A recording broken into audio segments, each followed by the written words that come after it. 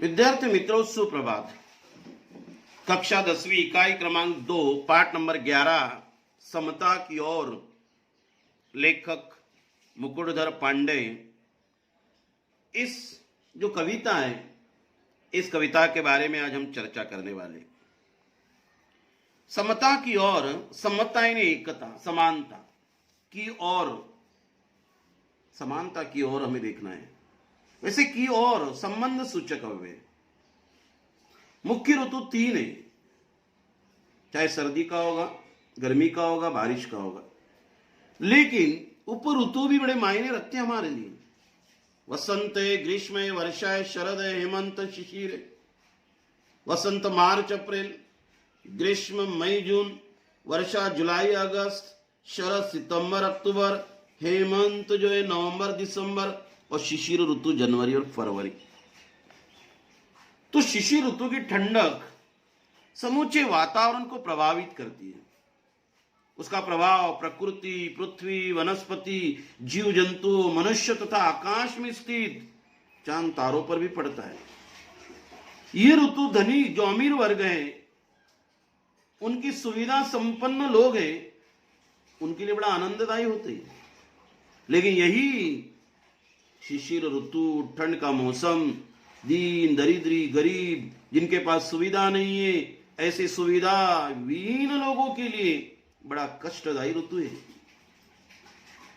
प्रस्तुत कविता में कवि ने शिशिर ऋतु में पड़ने वाली अत्यधिक ठंड, इसे परेशान प्राणियों तथा साधन संपन्न एवं अभावग्रस्त व्यक्तियों के जीवन का सजीव वर्णन किया हुआ है।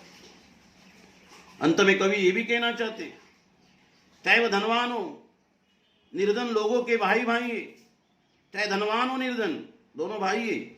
इसलिए धनी वर्ग के लोगों को अपने दीन दरिद्र गरीब भाइयों की भलाई के लिए हमेशा प्रयास करते रहना चाहिए, और जो विषमता की जो खाई है वह समता में बदलनी चाहिए। एक बड़ा संदेश इस कविता से कवि ने व्यक्त किया हुआ है। तो समता की ओर, बीत गया हेमंत भ्रांत शिशिर ऋतु आई, बीत गया हेमंत भ्रांत शिशिर ऋतु आई, प्रकृति हुई द्युतिहीन अवनी में कुंज टिका है छाई। कवि कहते कि बीत गया हेमंत, जो हेमंत ऋतु है, ये हेमंत नवंबर और दिसंबर में रहने वाला ये ऋतु, ये भ्रात, ये मेरे भाई, ये हेमंत ऋतु अभी बीत गया है। शिशिर ऋतु आई, हेमंत के बाद शिशिर ऋतु आती है। वह आने के कारण क्या हुआ? प्रकृति हुई द्युतिहीन, द्युतिहीन यानी चमक रहित, जिसकी चमक दमक चलेगी। अवनी यानी पृथ्वी, कुंज टिका, कुंज टिका यानी धुंधलापन। कवि कहना चाहते, कवि कहते शिशिर ऋतु के भाई हेमंत का समय बीत गया, अभी अब शिशिर ऋतु का आगमन हो चुका है। शिशिर ऋतु की कपा देने वाली ठंड के कारण प्रकृति की आभा, चमक दमक द्युतिहीन खत्म हो गई है, और वह कांति रहित होगी, द्युतिहीन होगी, चमक रहित होगी, और पृथ्वी पर धुंधला सा छा गया है। कौन सी ऋतु आने के कारण? शिशिर ऋतु आने के कारण। पड़ता खूब तुषार, पड़ता खूब तुषार, पद्म दल तालों में बिलखाते, अन्यायी नृप के दंडों से यथालोक दुख पाते।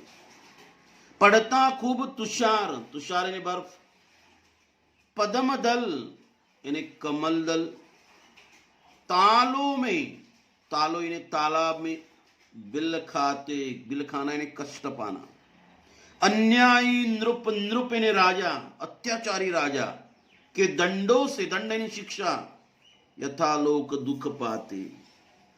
कवि कहना चाहते, कवि कहते ठंड के कारण खूब तुषार पड़ रहा है, बर्फ गिर रही है। जो ताल है, तालाब है, इन तालाबों में खिले हुए कमल के फूलों को बहुत कष्ट हो रहा है। पद्म दल यानी कमल के फूलों को कष्ट हो रहा है। कवि ये भी कहते हैं कि इतना कष्ट उसी तरह का है जैसा अन्यायी नृप अन्यायी राजा, निर्दयी अन्यायी राजा जो है जिस तरह से अपने दंडों से लोगों को, उसके राज्य को, प्रजा को क्या करता है, दुख देता है, शिक्षा देता है, उसी प्रकार से ये कमल के फूल तालाबों में क्या कर रहे, बिलखने लगे, कष्ट पा रहे, इतनी बर्फ गिर रही है। निशा काल में लोग घरों से निज निज जा सोते हैं, बाहर श्वान स्यार चिल्लाकर बार बार रोते हैं। निशा, रात काल, समय, रात का समय, लोगों घरों में निज ने अपने जा सोते हैं। बाहर श्वान का अर्थ होता है कुत्ते, स्यार का अर्थ होता है गीदड़, जो गीदड़ होते, गिद्ध चीलबाज,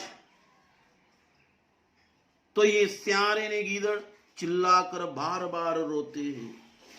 कितनी रात की भयानक अवस्था है। कवि कहते रात्रि के समय बहुत ही ठंड होती है, ऐसे समय लोग जो है निज अपने अपने घरों में जाकर क्या करते, सोते हैं। पर ठंड के मारे बाहर जो कुत्ते बैठे हैं, श्वान, इन कुत्तों और सियार इन्हें सियार, गिदड़ नहीं, सियार इन्हें सियार जो है, कुत्ते और सियार जो है वो क्या कर रहे, जैसे जानवरों का बुरा हाल है और वो इतनी ठंड वो सही नहीं पा रहे, इसीलिए प्राणी चिल्ला चिल्ला कर सारी रात इस ठंड के कारण क्या कर रहे, रो रहे।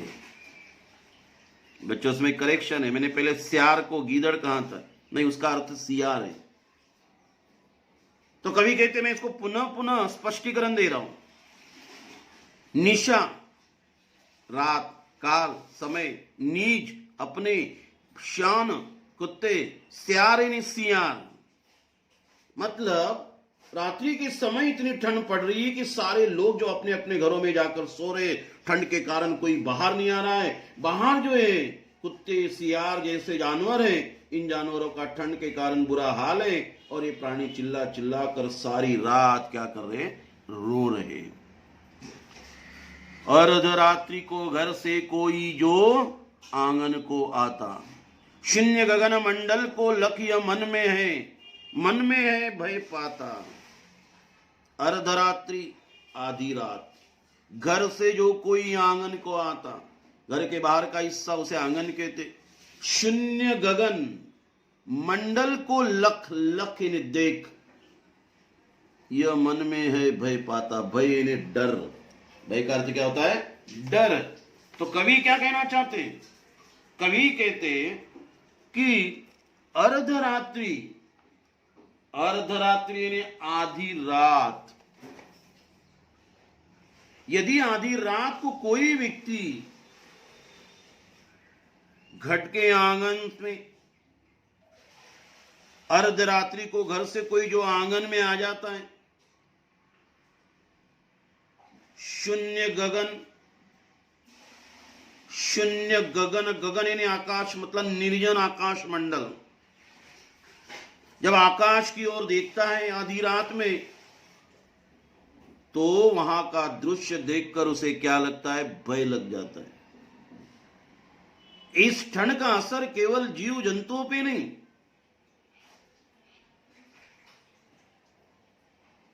प्रकृति तो हो रहा है, लेकिन मनुष्य के साथ साथ ही चांद पर भी, तारों पर भी हो रहा है।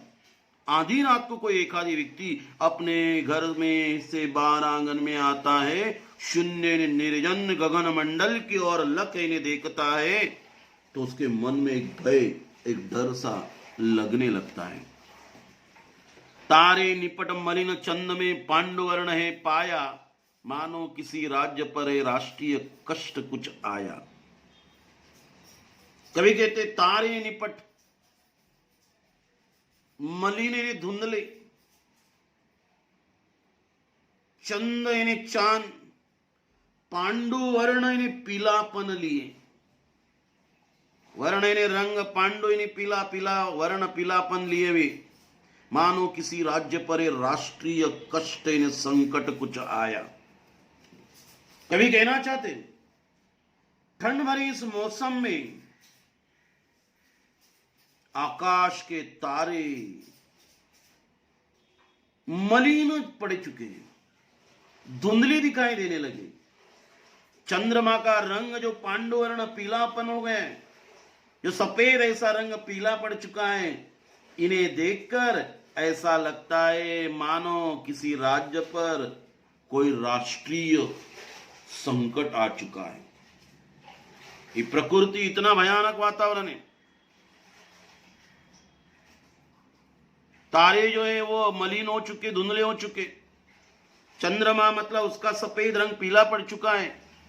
ये प्रकृति की ऐसी भयानक स्थिति को देखकर मानो लगता है कि किसी राज्य पर कोई राष्ट्रीय ऐसा संकट निर्माण हो चुका है।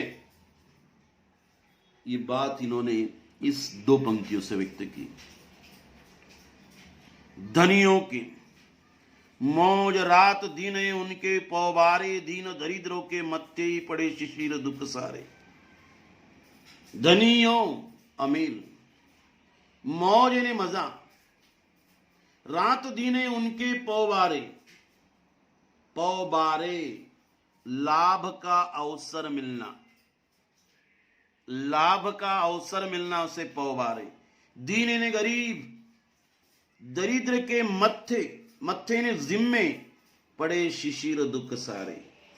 ये शिशिर ऋतु के दुख जो है ये गरीब लोगों के जिम्मे ही पड़े, ऐसा कवि कहते कि शिशिर ऋतु जो है कष्टदायी तो है, ठंड में भी इसी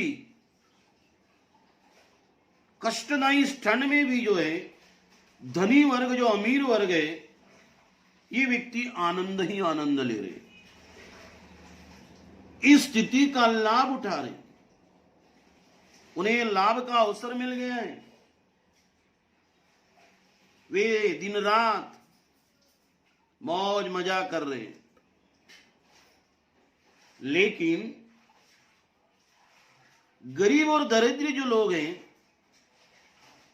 उनके लिए यही शिशिर ऋतु ठंड में दुख ही दुख दे रहा है। मतलब परिस्थिति एक ही है, लेकिन धनी वर्ग जो है इसका फायदा उठा रहा है, लाभ उठा रहा है। गरीब जो लोग हैं उनको ये ठंड का मौसम दुख ही दुख दे रहा है, ऐसा कवि कह रहे। वे खाते हलवा पूड़ी दूध मलाई ताजी, इन्हें नहीं मिलती पर सूखी रोटी और न भाजी। वे खाते हलवा पूड़ी दूध मलाई ताजी,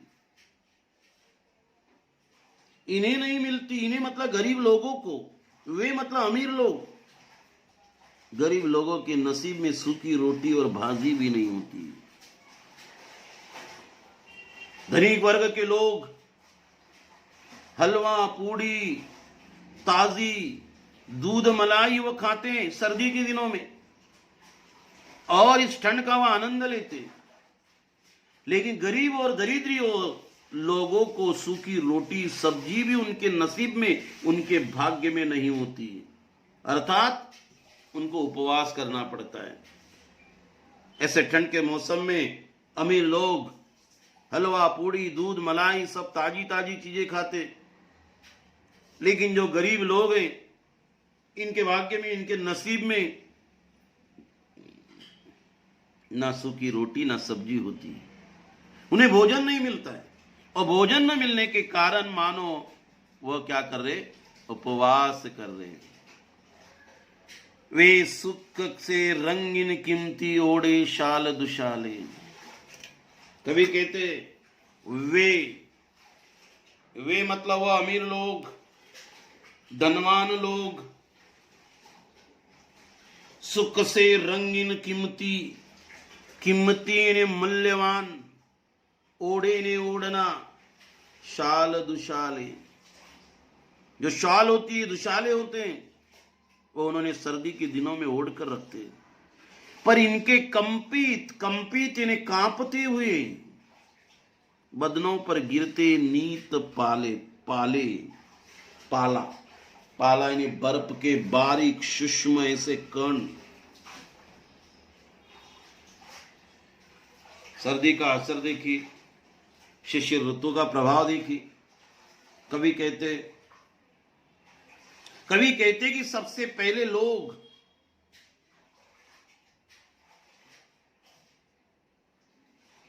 ये जो है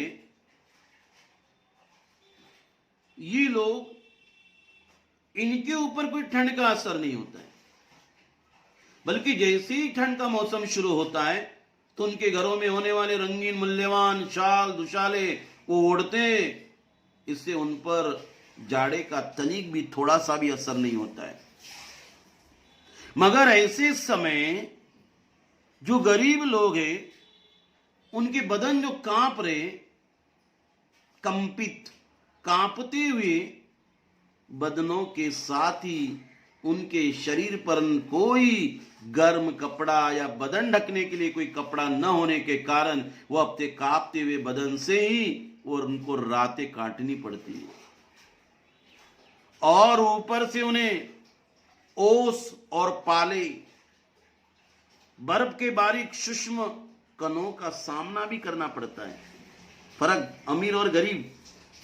जैसे सर्दी का मौसम होता है तो इनके घरों के रंगीन गर्म कपड़े निकलते रहते, बदन पर ओढ़ते रहते, शान से इधर उधर से घूमते रहते, लेकिन दरिद्री गरीब लोगों के बदनों पर कपड़े न होने के कारण उनका बदन कांपने लगता है और बर्फ के बारीक सूक्ष्म ऐसे कणों का भी उनको मुकाबला करना पड़ता है। ये फर्क इन्होंने इसमें यहां बताया। वे सुख साधन से पूरित सुगर घरों के वासी, इनके टूटे फूटे घर में छाई सदा उदासी। कवि कहते वे सुख साधन से पूरित, पूरित इन्हें परिपूर्ण, सुगर इन्हें सुंदर, वासी इन्हें रहने वाले। इनके टूटे फूटे घर में छाई सदा इन्हें हमेशा उदासी। जो अमीर लोग हैं, धनिक लोग हैं, इनके पास सुख के तरह तरह के साधन होते और वे सुंदर सुंदर घरों में रहते, पूरी तो सुघर परिपूर्ण ऐसे सुंदर घरों में वो वास करते रहते, गुजारा करते। शिशिर ऋतु के ठंड का उनके ऊपर कोई असर नहीं होता है। उनके कमरे जो बनाए रहते सुंदर घरों के, वह गर्मी देते रहते। लेकिन उसके विपरीत में जो गरीब लोग हैं, जो दरिद्री लोग हैं, इनके घर जो है टूटे फूटे झुग्गी झोपड़ियों वाले लोग, इनके घरों में किसी तरह की कोई सुविधा नहीं होती है। इसीलिए सुविधा न होने के कारण उनके घरों में हमेशा सदा इन्हें हमेशा उदासी का माहौल रहता है। इनके ऊपर सर्दी का, शिशिर ऋतु का बड़ा असर है। रहने के लिए पर्याप्त जगह नहीं, ओढ़ने के लिए बदन पर कपड़े नहीं, खाने की पर्याप्त भोजन नहीं। ऐसी अवस्था में वह सर्दी के मौसम का मुकाबला करते हैं। एक तरफ अमीर लोग हैं, रहने के लिए पर्याप्त जगह है, खाने के लिए अच्छे ताजे पकवान बने हुए और ओढ़ने के लिए कीमती कपड़े उन्हें दिखाई देते। ये सारी बातें उनके पास हैं। इसीलिए शिशिर ऋतु में आने वाली जो ठंड है, बल्कि इस ठंड का वो आनंद लेते रहते हैं।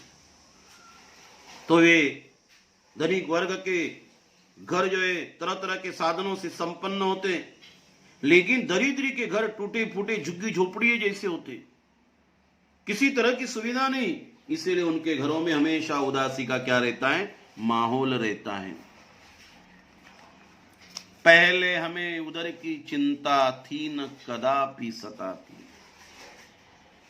पहले हमें उदर की चिंता थी न कदापि सताती, माता समती प्रकृति हमारी पालन करती जाती। पहले हमें उदर उदरे पेट, चिंता थी न कदापि कदापि न सताती। माता समय ने समान प्रकृति हमारी पालन करती जाती है। तभी कहते कि पहले सब लोग जो है प्रकृति पर निर्भर रहते थे। किसी को पेट भरने के लिए, उदर भरने बिल्कुल चिंता नहीं थी, और चिंता करने की कदापि आवश्यकता नहीं थी, कभी वो सताती नहीं थी। प्रकृति से हमारी आवश्यकताएं पूरी हो जाती। ये प्रकृति नहीं, वो हमारी माता। जिस तरह से हमारी माता हमारा पालन पोषण करती थी, उसी तरह से प्रकृति माता हम सबका पालन पोषण करती थी। इसीलिए हमें ना अपने पेट भरने की चिंता थी, ना कभी भी हमें सताती थी।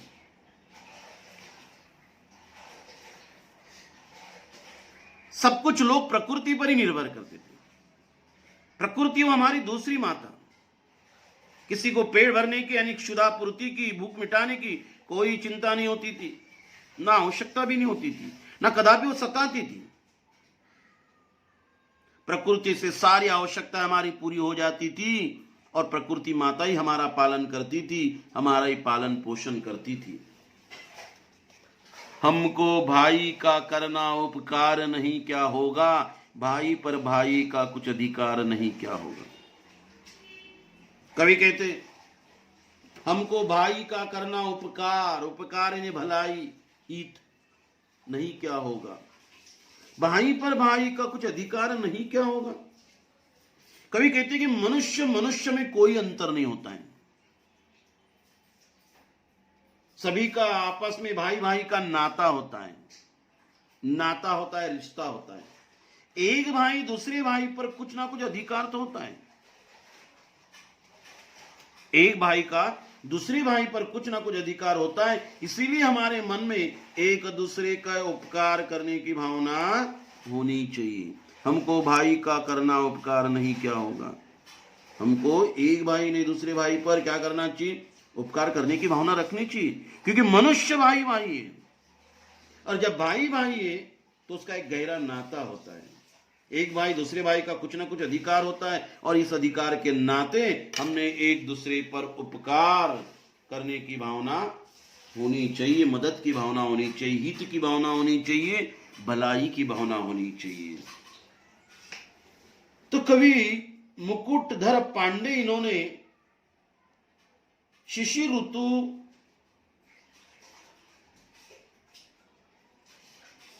आने के बाद प्रकृति में क्या परिवर्तन होता है, और प्रकृति में होने वाला परिवर्तन के साथ साथ मानव मनुष्य जीवन पर भी उसका क्या असर होता है। लेकिन मनुष्य जीवन में जो अमीर लोग होते हैं वो इस ऋतु का आनंद लेते रहते हैं, और गरीब लोगों को इस ऋतु में कष्ट पीड़ा सहनी पड़ती है। इसलिए कभी अंत में कभी कहते समाज में जो अमीरों और गरीबों भाइयों की भलाई के बारे में अवश्य विचार करना चाहिए। धनवान ने निर्धन को भाई समझना चाहिए, और एक भाई दूसरे भाई के ऊपर उपकार की भावना करनी चाहिए, मतलब मदद की भावना रखनी चाहिए। तो ये प्रकृति की जो विषमता की जो दरी है वो समाप्त हो जाएगी, और सब कुछ समानता की ओर अग्रसर होगे, बढ़ेंगे, और किसी प्रकार का भेदभाव नहीं रहेगा। ऐसा कवि इसमें से कहते। उम्मीद कर रहा हूं कि आपको यहां समझ में आया होगा। धन्यवाद।